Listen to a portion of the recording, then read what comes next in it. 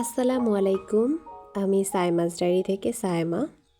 আজকে হাজির হয়েছি আপনাদের জন্য এই সুন্দর মালা তৈরি নিয়ে। চলুন দেখে নেওয়া যাক আমি কিভাবে মালাটি তৈরি করেছি। আমি প্রথমে শক্ত কাগজকে এভাবে গোল করে কেটে নিয়েছি।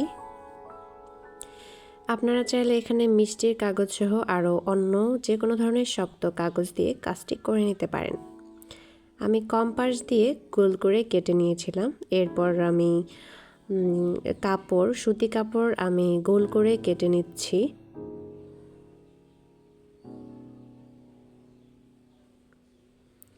এই গোল কাগজটি কভার করে নেয়ার জন্য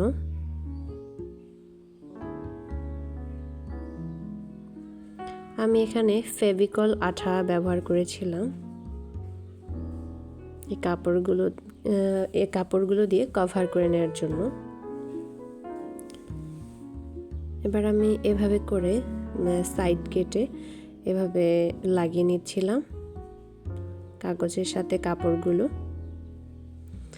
আমি এর আগে আরেকটি এরকম গোল করে বানিয়ে নিয়েছিলাম লাল রঙেরটি। এবার আমি এই লালটার সাথে এই ক্রিম কালারটা লাগাই নিচ্ছি।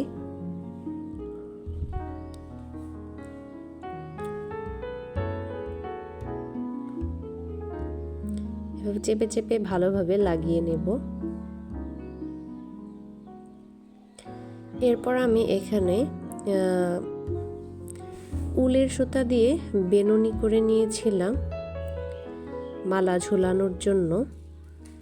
এই বেনুনিগুলো আমি একটি মোটা পুঁথির মাধ্যমে পুঁথি লাগিয়ে নিয়েছি, যাতে আমি গলার মধ্যে মালার সাইজটা ছোট বড় করে নিতে পারি। এরপর আমি এই বেনুনি দুটি লাগিয়ে নিয়েছিলাম সুই সুতার সাহায্যে। আঠা দিয়ে লাগালে এটি বেশি শক্ত হবে না।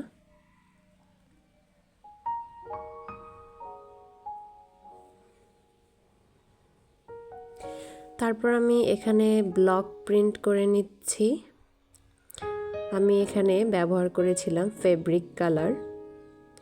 আর আমি ব্লকটা তৈরি করেছিলাম, ব্লকের ডাইসটা নিজেই তৈরি করেছিলাম ফোম দিয়ে। এখানে আমি কাঠের ডাইস ব্যবহার করিনি। দেখুন কত সুন্দর লাগছে। এছাড়া আপনারা এখানে হ্যান্ড পেইন্টও করে নিতে পারেন।